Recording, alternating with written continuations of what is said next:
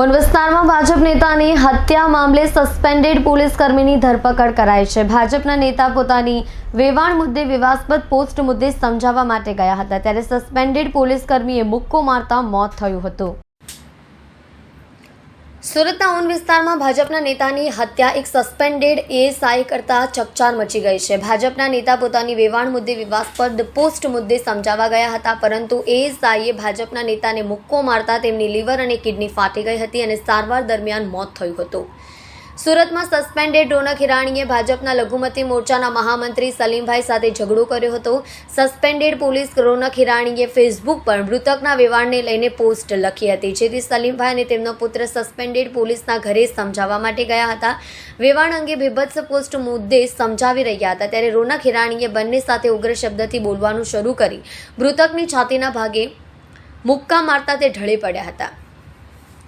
આ ઘટનામાં સલીમભાઈના મુક્કો મારતા લીવર કિડની ફાટી ગયા હતા। આ બાદ ભાજપના નેતા સલીમભાઈનું મોત નીપજ્યું છે। 15 દિવસ બાદ સલીમભાઈના પુત્રના લગ્ન હતા ત્યારે ઘરમાં હવે માતમ છવાયો હતો। ભેસ્તાન પોલીસે આરોપી પોલીસકર્મી સામે હત્યાનો ગુનો નોંધ્યો છે। પ્રાપ્ત માહિતી અનુસાર સલીમના ભાઈની પત્ની સાથે રોનક લિવ ઇન રિલેશનશિપમાં રહે છે। બંને તાજેતરમાં એગ્રીમેન્ટ કરાર કર્યા હતા તો બીજી તરફ એએસઆઈ રોનક હિરાણી તાજેતરમાં સેલવાસથી દારૂની ખેપ મારતા ઝડપાયો હતો જેને બાદ રોનકની ભેસ્તાન પોલીસે ધરપકડ કરી છે।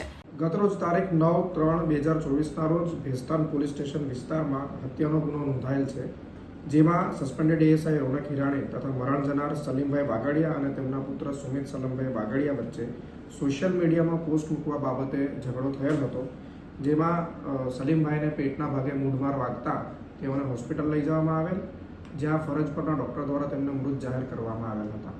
આ બનાવમાં પોલીસે પેનલ દ્વારા પીએમ કરાવીને ત્યારબાદ આઈપીસી 302 હેઠળ ગુનો નોંધેલ છે। અત્રે નોંધવા યોગ્ય છે કે મરણ જનાર તથા જેમની પર હત્યાનો આરોપ છે એ બંને વ્યક્તિ એક જ કોમ્યુનિટીના છે। સાહેબ હત્યા કેમ થઈ હતી?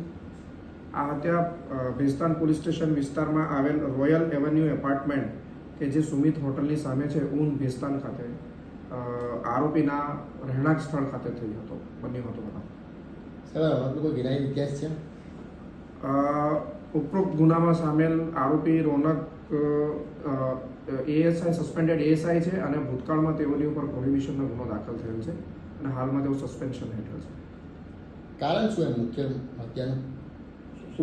ઉપરોક્ત બનાવમાં આરોપી દ્વારા સોશિયલ મીડિયામાં એક વિવાદાસ્પદ ટિપ્પણી કરવામાં આવેલ હતી, પોસ્ટ મૂકવામાં આવેલ હતી જે અંગે મરણ જનાર સલીમભાઈ વાગડિયા તથા તેમના પુત્રએ વાંધો ઉઠાવી તેઓની સાથે સમાધાન કરવા ગયા હતા જેમાંથી બોલચાલ થતાં આ સમગ્ર બનાવ